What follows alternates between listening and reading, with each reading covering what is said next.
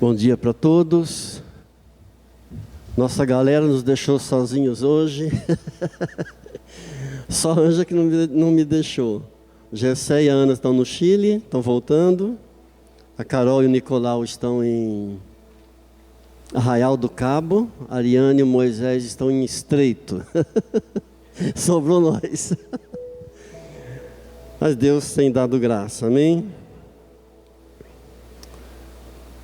Olá, bom dia, paz do Senhor Jesus, Deus te abençoe. Gostaria que você tomasse sua Bíblia, por favor, no livro do profeta Abacuque, no capítulo 3. E nós vamos ler os versos 1 e 2. Abacuque, capítulo 3, verso 1. Diz assim a palavra de Deus: oração do profeta Abacuque, sob a forma de canto. Tenho ouvido, ó Senhor, as tuas declarações e me sinto alarmado. Aviva a tua obra, ó Senhor, no decorrer dos anos e no decurso dos anos. Na tua ira, lembra-te da misericórdia. Amém. Palavra do Senhor. Graças a Deus. Obrigado, Jesus. Mais uma vez abrimos nossos olhos espirituais para a Tua palavra santa, bendita e maravilhosa. Dá-nos entendimento, sabedoria, graça para compreendermos tudo aquilo que o Senhor tem para nos dizer nesta manhã. Em nome de Jesus. Amém. Quando a gente se converte, quando a gente vem para o Evangelho, quando nós conhecemos a Cristo Jesus, nós iniciamos um período chamado de primeiro amor. Todo mundo deve se lembrar dessa fase. Logo no início, quando nós conhecemos o Senhor Jesus, a Bíblia nos chama de novas criaturas a partir desse momento. Uma euforia toma conta do nosso coração, uma alegria que não tínhamos experimentado antes, e agora então nós queremos que todo mundo se converta. E queremos falar de Jesus para todo mundo, para todas as pessoas. É o primeiro amor, é um fogo do Espírito Santo que invade o nosso ser. E nesse período, até por um bom espaço de tempo, Deus nos trata como bebês espirituais. Assim como existem faixas etárias na vida humana, bebê, infantil, pré-adolescente, adolescente, jovem, existem também faixas etárias na vida espiritual. Por um bom tempo, Deus nos trata como bebês espirituais. Agora, é uma fase maravilhosa. Jesus diz em João 3 que nós nascemos de novo. É um nascer da água e do Espírito. É um nascer de novo necessário para cada um de nós. Nascer da água e do Espírito. E por que será que Deus, por um período, nos trata como bebês espirituais? Assim como uma mãe trata o seu bebê. Como é que a mãe cuida do bebê? A mãe fica toda atenta a qualquer sinal. O bebê ameaça de chorar, a mãe já corre lá. A mãe não deixa faltar absolutamente nada, cuida de tudo do bebê, com todo cuidado. É um bebezinho. Assim também Deus nos trata por um período como bebês espiritual. Lembram de quando Deus tirou o seu povo da escravidão do Egito? Deus, por um bom tempo, os tratou como bebês espirituais. E ali na caminhada do deserto, Deus deu um show de milagres. Deus abriu o mar vermelho para eles. Deus transformou águas amargas em águas doces. Os sapatos deles não envelheciam, os pés não ficavam inchados. as roupas não estragavam, Deus dava um pãozinho fresco, maná do céu todos os dias, Deus deu água fresca da rocha dura, até carne Deus mandou para eles no deserto, e enfim, um cuidado todo especial, uma coluna de nuvens para refrescá-los do calor durante o dia, uma coluna de fogo para aquecê-los do frio à noite. Mas depois de 40 anos de caminhada, quando chegaram na terra prometida, aí já não são mais bebês, e aí a coisa mudou. Agora, quer bênção, quer milagre, quer vitória, vai obedecer aos princípios de Deus, vai ter que obedecer aos mandamentos do Senhor. Quer derrotar Jericó? Vai circuncidar a cidade, vai marchar, pega o exército com armas, com trombetas, e vai marchar por 7 dias em volta da cidade. Quer conquistar a terra? Tem que expulsar todos os inimigos que estão ali na terra prometida. Quer tomar posse da terra? Vai guerrear, vai expulsar os inimigos. Agora, por que Deus não nos trata o tempo todo como bebezinhos espirituais? Por que Deus não continua nos tratando como bebês espirituais? Porque senão você não cresce, senão você não amadurece, você não se desenvolve, você não saberá conviver com problemas, você não estará preparado para os embates da vida, e haja embates nessa vida. Deus não pode nos tratar o tempo todo, a vida toda, como bebês espirituais. Então, Deus se utiliza do mesmo princípio. E quando a gente já está mais crescidinho, já está mais um pouquinho de experiência, Deus diz: a partir daqui começa uma nova fase. E nessa nova fase que nós iniciamos, a partir de um certo crescimento, nós precisamos de algo que o profeta Abacuque está orando nesse texto, está pedindo a Deus nesse texto. Observe que ele clamou: Senhor, aviva a tua obra, ó Senhor, no decorrer dos anos. E no decurso dos anos, algumas versões dizem assim: aviva, ó Senhor, a tua obra no meio dos anos. O que é que o profeta está pedindo para Deus? Avivamento, diga avivamento. Deus nos trata por um período como bebezinhos espirituais. Tudo é bênção, tudo é maravilha, tudo é glória, tudo é aleluia. A gente fica maravilhado, cheio do Espírito Santo, cheio do fogo. A gente só fala de Jesus, a gente quer que a família toda se converta, que os amigos, todo mundo se converta. Chega uma fase que Deus já não trata mais a gente como bebezinhos, não. Nós temos que cavucar, se queremos bênçãos, vitórias, portas abertas, obedecer os princípios, obedecer as regras, orar, clamar, jejuar. E o profeta está clamando por avivamento. A partir dessa fase, que estamos mais crescidinhos, um pouquinho de experiência, precisamos desesperadamente desse avivamento. O que é avivar? Avivar é renovar. Avivar é despertar, é trazer vida nova. E por que é que nós precisamos desse renovo espiritual? Porque com o passar do tempo da vida cristã, algumas coisas acontecem. Eu e você precisamos. Como eu lembro sempre, eu não estou pregando só para você, Eu prego também para mim, a palavra de Deus, eu tenho plena consciência que a palavra de Deus, ela corta nos dois lados, ela é espada de dois gumes, então estou pregando para mim também.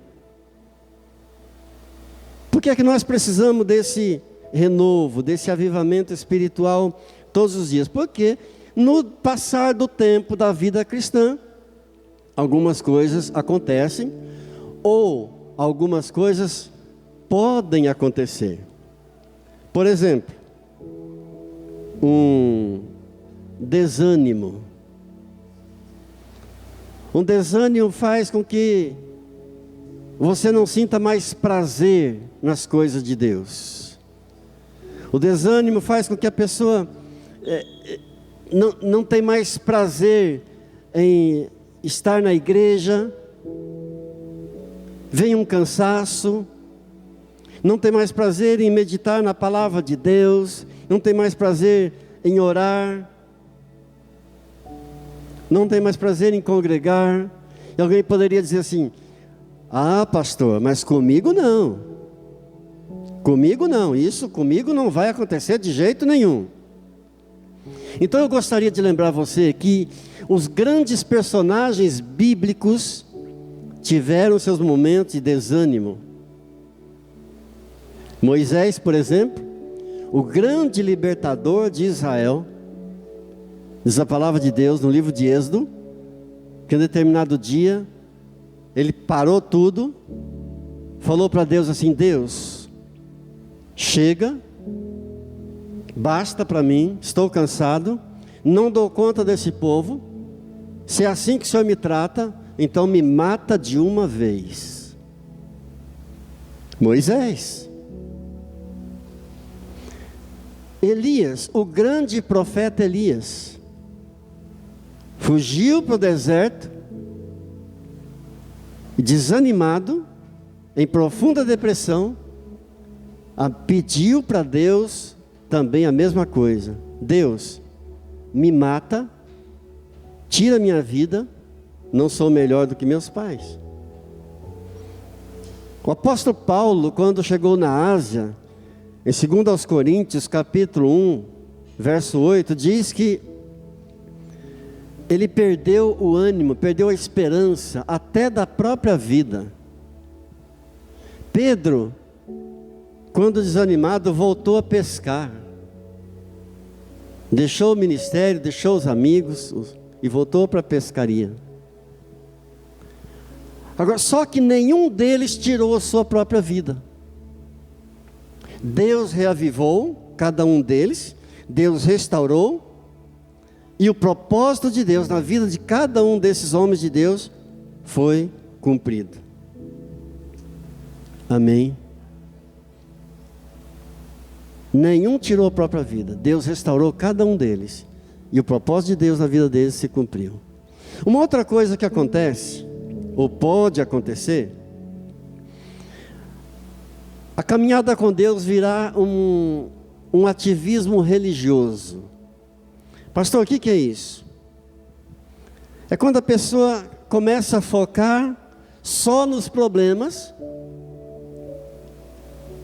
não olha mais para Deus, ela não vê mais as bênçãos, não vê mais milagres, não olha para as promessas de Deus, mas ela foca só nos problemas, só naquilo que está dando errado. Tem um cantor, um ministro, servo de Deus, famoso no Brasil, que há mais de 30 anos serve a Deus, prega a palavra de Deus. Semana passada gravou um vídeo e colocou na internet, se declarando totalmente desanimado, porque ele diz: nunca aconteceram coisas tão terríveis como estão acontecendo esses dias no meio evangélico. Eu pensei, meu Deus, o cara, depois de mais de 30 anos servindo ao Senhor, pregando, louvando, motivando os cristãos, agora está completamente desanimado. Por quê? Porque está olhando só naquilo que está dando errado, colocou o foco nas coisas erradas. Uma outra coisa que pode acontecer na caminhada cristã, e por isso Deus não nos trata a vida toda como bebês espirituais, é a pessoa chegar a um ponto de achar que ela sabe de tudo, quando na verdade não sabe de nada. Mas isso pode acontecer, e a pessoa se torna medíocre. Por quê? Porque o nosso conhecimento de Deus, ele é extremamente limitado. E a pessoa pode chegar a um ponto de achar que ela já sabe tudo a respeito de Deus. Por isso já não tem também mais prazer em estar na igreja, já não tem mais prazer em orar, em meditar na palavra de Deus. Ela se cansa e o coração fica fechado para as coisas novas de Deus. E nós sabemos que o nosso Deus é um Deus de novidades. Nosso Deus é um Deus que gosta de nos surpreender com as novidades. Mas o coração da pessoa se fecha para aquilo que Deus quer falar. O coração da pessoa se fecha para aquilo que Deus quer realizar. Ouça bem o que a Bíblia diz. Através do profeta, Deus diz através do profeta Isaías, no capítulo 43, no verso 18: não vos lembreis das coisas passadas, nem considereis as antigas. Eis que faço coisa nova. Diga, o meu Deus é um Deus de novidades. Quando ele diz, não vos lembreis das coisas passadas, nem considereis as antigas, não está querendo dizer que a gente tem que esquecer todo o nosso passado, não. Seria uma amnésia. Muitas coisas boas aconteceram no nosso passado, e é bom a gente recordar, é até salutar, você recordar certas coisas que aconteceram na sua vida no passado. Mas quando ele diz, não vos lembreis das coisas passadas, nem considereis as antigas, ele está querendo dizer o seguinte: não fique preso nas coisas ruins do passado. Porque tem gente que fica preso naquela coisa ruim que aconteceu lá atrás e fica replicando aquilo, repetindo aquilo para todo mundo, não sai daquilo, não muda. Em outras palavras, Deus quer dizer o seguinte: vira a página. Em outras palavras, Deus está dizendo assim: muda o disco. Não fique preso aos acontecimentos ruins lá de 30 anos, 40 anos, 50 anos atrás. Conhece pessoas assim? Eu conheço gente assim que só fala daquelas coisas ruins lá do passado e não muda nunca. Deus é um Deus de novidade. Por isso Abacuque está orando e clamando, e a palavra aqui serve para nós também. Aviva, ó Senhor, a tua obra no decorrer dos anos. Aviva a tua obra no meio dos anos. Por quê? Por que ele pede no meio? Aviva a tua obra no meio. Porque no meio significa que você já percorreu a metade de uma jornada. Por isso ele pede, Senhor, aviva no meio. Numa viagem, quando é que você para descansar? No meio da viagem. Ribeirão, São Paulo, via de regas, onde que a gente para descansar? Limeira. Meio da viagem.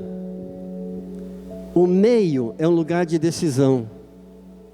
Porque o mesmo tanto que você já percorreu, é o mesmo tanto que falta para você completar a jornada. Então aqui no meio é lugar de decisão. Por isso a oração dele: Senhor, aviva a tua obra no meio dos anos, no meio da caminhada. E quando a decisão é de voltar, essa é a decisão mais terrível. Essa decisão que deixa Deus indignado. E muitos voltam. Conhece alguém que já voltou? Eu conheço. Muitas pessoas que do meio da caminhada voltaram para trás. E essa decisão é a mais terrível. A palavra de Deus diz, para esses que voltam, em 2 de Pedro, capítulo 2, versos 21 e 22, melhor lhes fora nunca tivessem conhecido o caminho da justiça, do que após conhecê-lo, voltarem para trás, apartando-se do santo mandamento que lhes foi dado. O cão voltou ao seu próprio vômito, e a porca lavada voltou ao lamaçal. É o que deixa Deus indignado. Ter conhecido o caminho da verdade, estar no meio da viagem, no meio da caminhada, no meio da jornada, e tomar a decisão terrível de voltar atrás.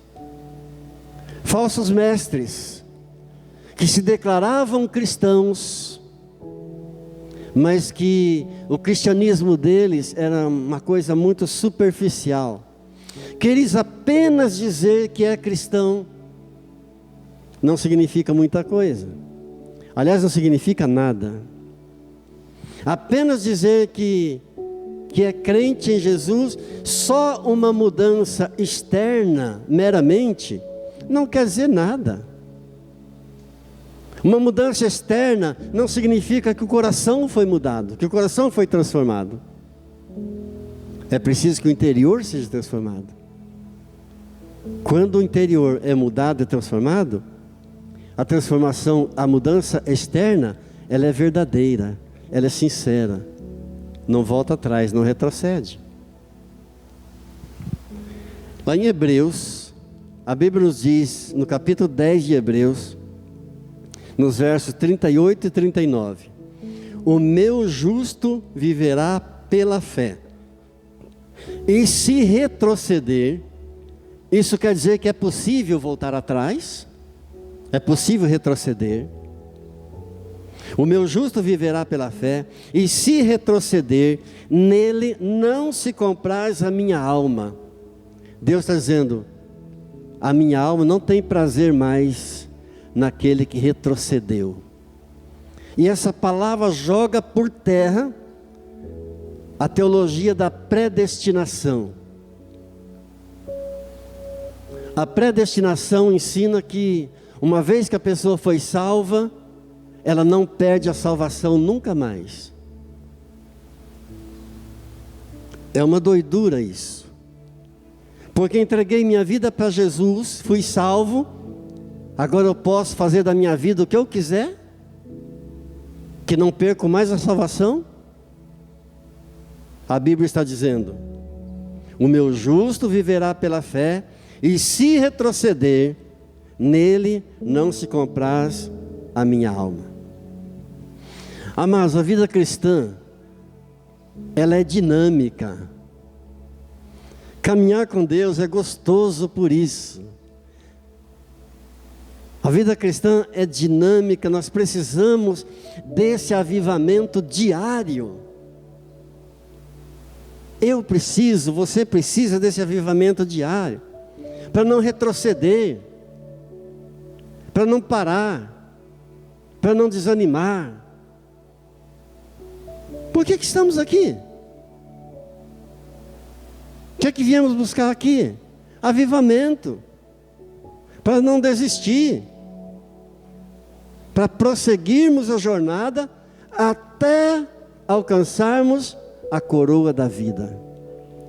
Amém? A nossa esperança bendita e maravilhosa. É isso que nos impulsiona. É o que não nos faz retroceder, não nos faz parar, não nos faz desanimar, desistir. Podemos até ter algum momentinho de desânimo, podemos ter momentos de ira, irai-vos, mas não pequeis, não se põe o sol sobre a vossa ira, mas não vamos retroceder, não vamos parar, não vamos desistir. Precisamos desse avivamento para nos livrar do fracasso espiritual. Tiago, Diz assim na sua carta, no capítulo 1, no verso 14 e 15. Cada um é tentado pela sua própria cobiça, quando esta o atrai e seduz. Então a cobiça, depois de haver concebido, dá à luz o pecado. E o pecado, uma vez consumado, gera a morte. O que a Bíblia está dizendo?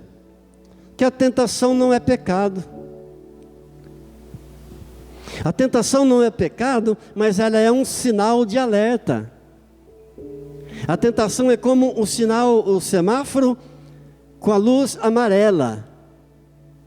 Está dizendo assim, ó, atenção, cuidado. O vermelho já é perigo. O vermelho é quando a gente consumou o pecado, praticou o pecado. Pastor, você poderia perguntar, se precisamos tanto assim do avivamento todos os dias, e se ele é tão necessário assim, tão importante, o que é que ele produz em nós?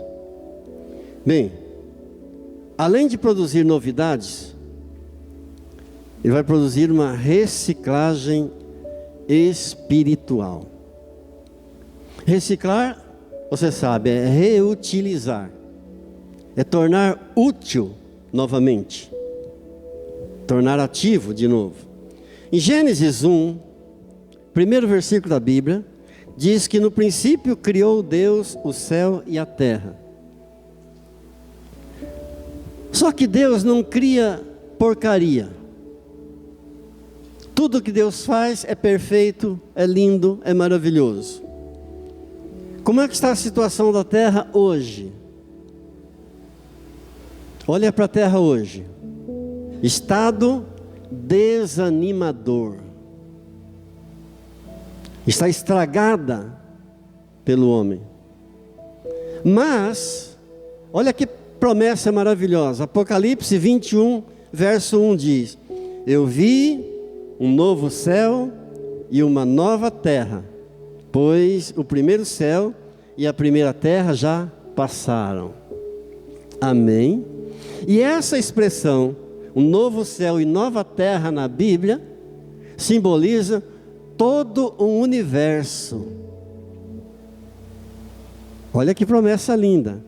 Novo céu e nova terra, porque o primeiro céu e a primeira terra já passaram. Quando Deus criou o homem, Gênesis 1, 26. Deus criou o homem perfeito, a imagem de Deus e a semelhança de Deus. Como está o homem hoje? Caiu. Como está o ser humano hoje? Olha para a Cracolândia, a situação do homem, e pensar que cada cidade no país tem uma Cracolândia. O homem caiu, mas Deus fez um novo homem em Cristo Jesus. Todo aquele que tem recebido a Cristo Jesus, Deus o tem transformado em um novo homem, uma nova criatura. E Deus parou por aí? Não. Ouça o que diz a palavra de Deus em 1 de João, capítulo 3, verso 2. Amados, agora somos filhos de Deus. Já está bom? Está ótimo. Agora somos filhos de Deus. Mas ainda não se manifestou o que haveremos de ser. Tem mais. Sabemos que quando Ele se manifestar, seremos semelhantes a Ele, porque haveremos de vê-lo como Ele é. Amém. Amém. Deus criou o homem perfeito, o homem caiu, Deus fez um novo homem em Cristo Jesus, agora somos filhos de Deus, e ainda não se manifestou o que haveremos de ser. Sabemos que quando Ele, Cristo Jesus, se manifestar, seremos então semelhantes a Ele, porque haveremos de vê-lo assim como Ele é. Diga glória a Deus. É isso que Deus quer fazer na vida de muitos cristãos. Deus quer reciclar a vida espiritual de muitos cristãos. Deus quer torná-los úteis de novo. Deus quer torná-los produtivos de novo. Lamentavelmente, muitos não querem. E Deus respeita.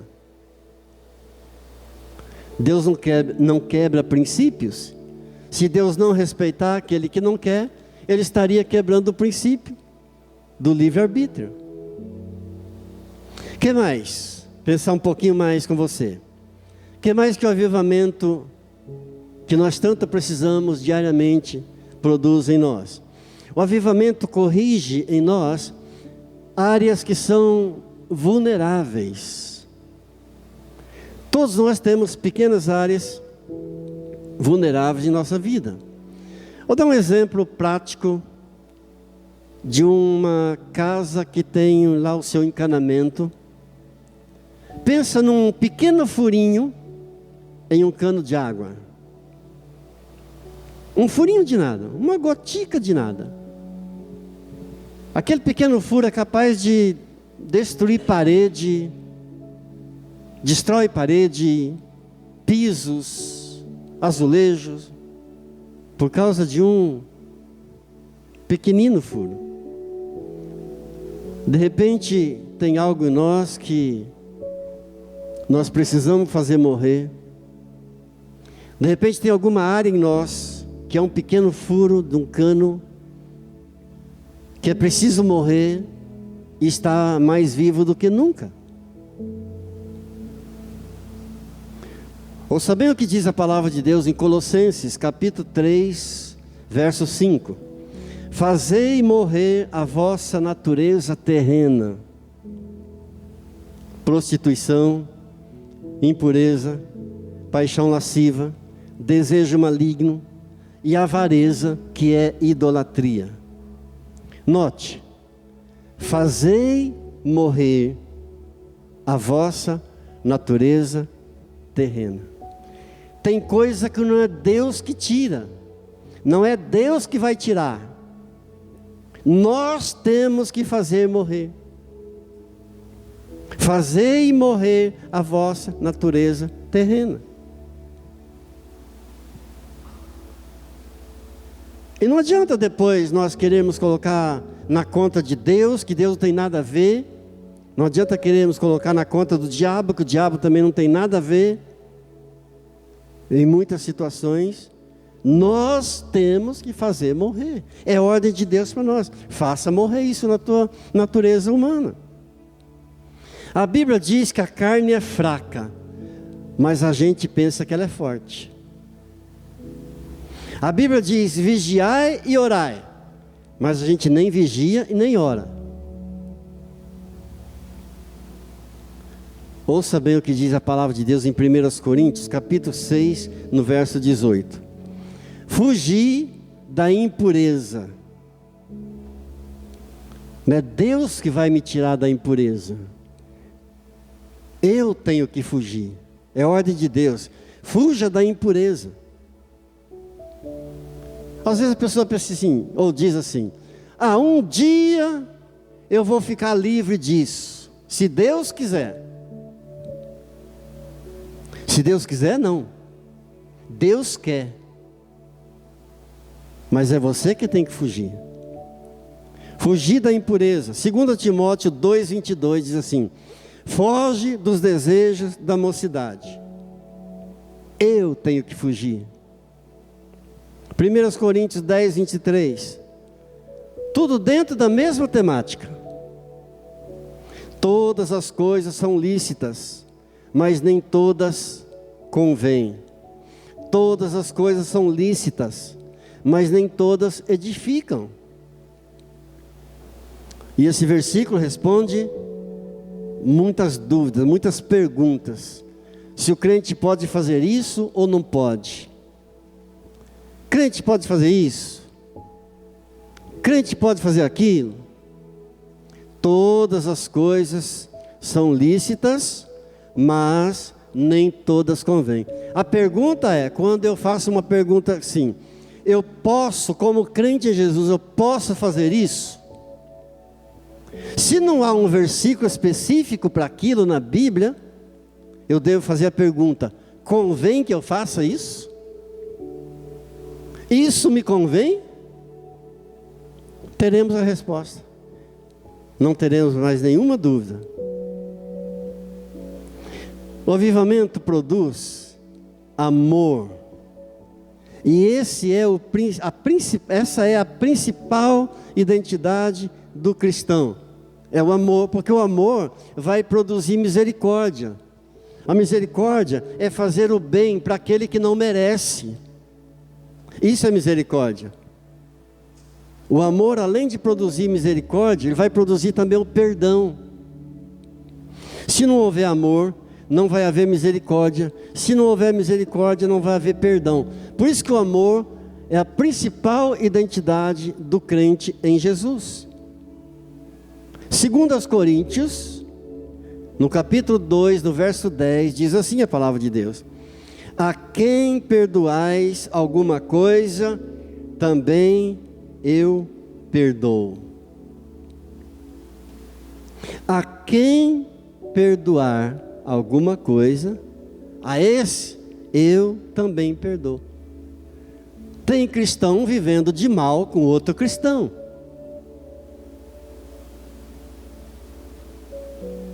E vai para a igreja, e ora, e louva, e ora em línguas, mas não fala com o irmão, vive de mal com o irmão, que é crente em Jesus também. Será que ele pensa que lá no céu vai ter um lugar separado para cada um? Vai ter uma casinha para cada um, ficar longe do outro? Finalizando a nossa reflexão, antes de nós orarmos, avivamento produz um profundo relacionamento com Deus. Por isso precisamos desesperadamente de avivamento todos os dias. O que é que vimos fazer na igreja? O que é que vimos buscar na igreja? Por que é que vimos na igreja? Porque precisamos desesperadamente desse avivamento. E esse avivamento vai produzir uma comunhão profunda, verdadeira e sincera com Deus. É quando você vem a Deus, não só por aquilo que Ele pode fazer por você.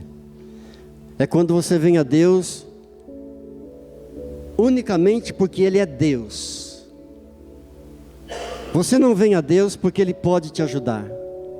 Você vem a Deus porque Ele é Deus. É quando você não vem a Deus porque você está precisando de alguma coisa.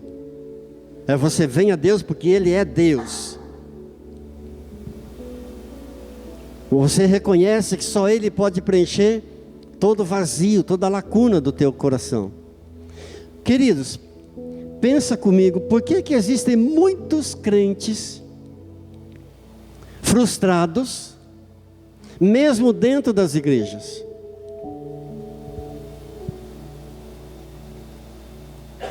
Porque vieram para a igreja para Deus cumprir um desejo pessoal deles. E de repente Deus não cumpre, de repente Deus não atende, a pessoa acaba frustrada, decepcionada com Deus. Ou seja, é quando a pessoa quer uma resposta de Deus, mas não quer relacionamento com Deus. Quer uma resposta de Deus, quer um resultado de Deus, mas não quer uma intimidade com Deus. Veio a Deus só porque está precisando de algo. E Deus não tem nenhuma obrigação em satisfazer os nossos desejos. Tudo que Ele faz por nós é mera graça dEle. É pura graça, é pura misericórdia. Tudo que recebemos dEle.